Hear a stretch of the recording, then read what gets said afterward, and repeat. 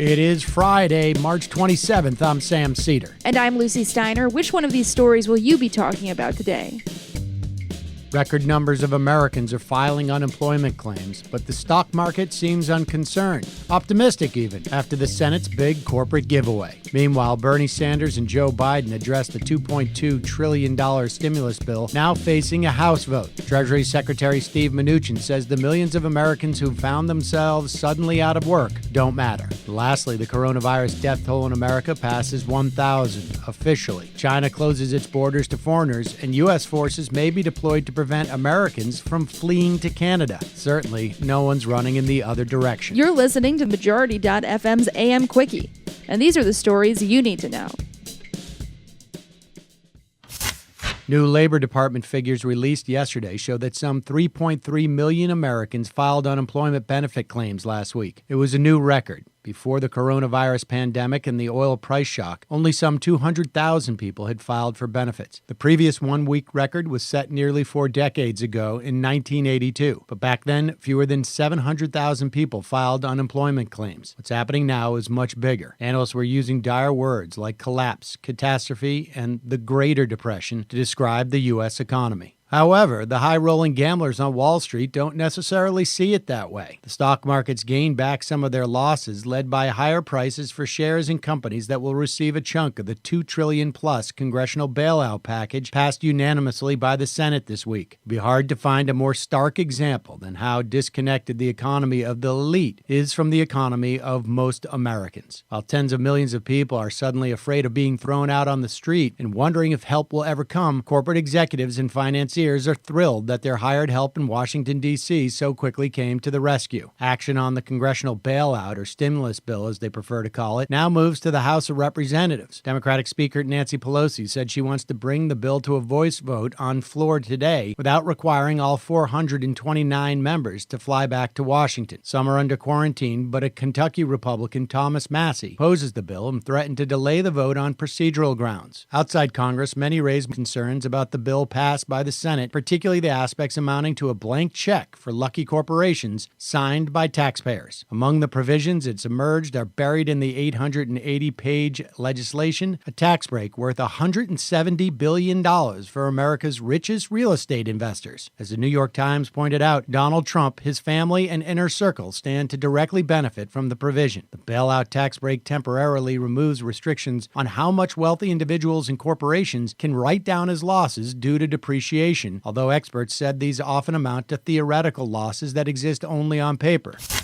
Vermont Senator Bernie Sanders drew both criticism and praise for his actions leading up to the vote on the coronavirus spending bill. Many praised his actions to defend expanded unemployment insurance against Republican threats, but even some supporters said Sanders, along with Elizabeth Warren and other Senate progressives, should have held up the bill and demanded more aid for workers and less giveaways for corporations. Former Vice President Joe Biden, who currently holds a delegate lead over Sanders for the Democratic Party presidential nomination, had the luxury of not having to cast a vote on the bill. In a video statement yesterday, he called the Senate bill an important step and said the key would be in its execution, essentially letting Congress off the hook for the contents of the bill and trusting that the public won't bother to learn the details. Sanders, by contrast, went through specific provisions he opposed as well as what he favored, although he acknowledged the benefits for ordinary Americans did not come close to what he would have liked to see. Ultimately, he said, it is what it is. An answer that may or may not satisfy voters in the remaining future Democratic primary states, especially as the pandemic and its consequences unfold in the weeks and months to come. Sanders had proposed monthly payments of $2,000 for every American affected by the crisis for however long it lasts. Instead, what Congress is getting ready to pass will offer a one-time payment of $1,200 to a much smaller group of Americans. Trump's Treasury Secretary, former Goldman Sachs executive and tax-avoidant hedge fund manager Steve Mnuchin, said he expects most Americans to receive that money via direct bank deposit within 3 weeks. He also told CNBC that the record jobless claims just announced by the Labor Department simply did not matter. Mnuchin said, quote, I just think these numbers right now are not relevant. That should come as news to the 3.3 million Americans and counting.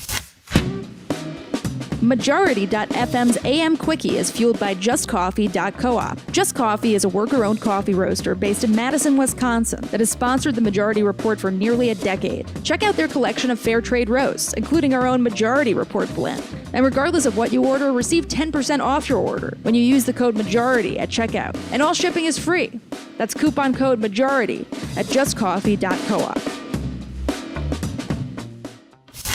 It's getting much uglier out there. The United States yesterday officially reported more confirmed coronavirus cases than any other country in the world, over 82,000. Deaths in the U.S. attributable to COVID-19 also passed the 1,000 mark yesterday, but some doctors told reporters at BuzzFeed News that the official numbers from the Federal Centers for Disease Control do not reflect what they are seeing on the front lines. In short, deaths are being underreported. In some cases, that is due to a lag in reporting, but often, doctors say, it's because people they see who are clearly sick with COVID-19 symptoms are not being tested either before or after they die. What's worse, Trump is engaged in a new kind of direct meddling in states and localities responding to the crisis. He sent a letter to the 50 state governors announcing a plan to designate counties as either high, medium, or low risk based on unspecified criteria. The implication was that higher risk areas will be targeted for more aggressive testing, but the full meaning of the designation was unclear, as are Trump's intentions and authorities in saying what specific places may operate as normal or under some kind of lockdown. Elsewhere, the picture was mixed. China closed its borders to foreigners, even those already living legally in the country. The World Health Organization said it saw encouraging signs that European countries were beginning to get the pandemic under control. Britain's Prince Charles was seen on video for the first time since announcing he had COVID-19. Canadian Prime Minister Justin Trudeau said he was in talks with Trump to prevent deployment of U.S. troops to their shared border. A White House official told the CBC that they are considering new ways to, quote, limit unauthorized travel. Planned domestic deployment was reported in Canada, but not in the U.S., which is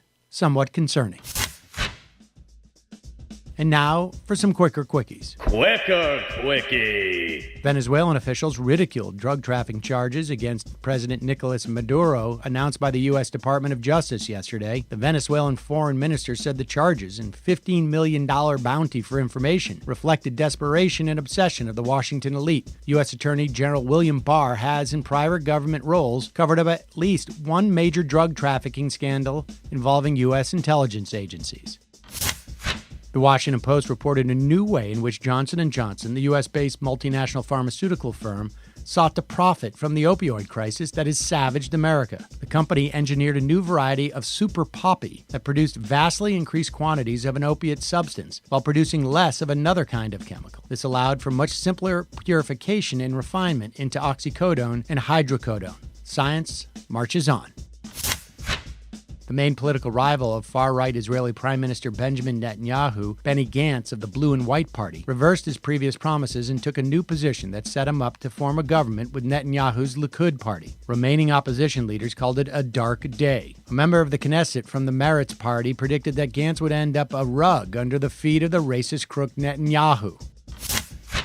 Not to be outdone by the singer Britney Spears, the comic actor Fran Drescher became the latest celebrity to condemn capitalism and call for nationwide work stoppages and protests. Drescher, best known for her role on The Nanny, attacked the wealthy owners of capital for hoarding coronavirus testing and treatment. She said labor was being treated as a sacrificial lamb and concluded it was time for a general strike. Nice. Quicker Quickie. That's it, folks. Thanks for listening to Majority.fm's AM Quickie. Lucy? Thank you, Sam. Don't forget to check out the Majority Report today at noon, wherever your podcasts are found.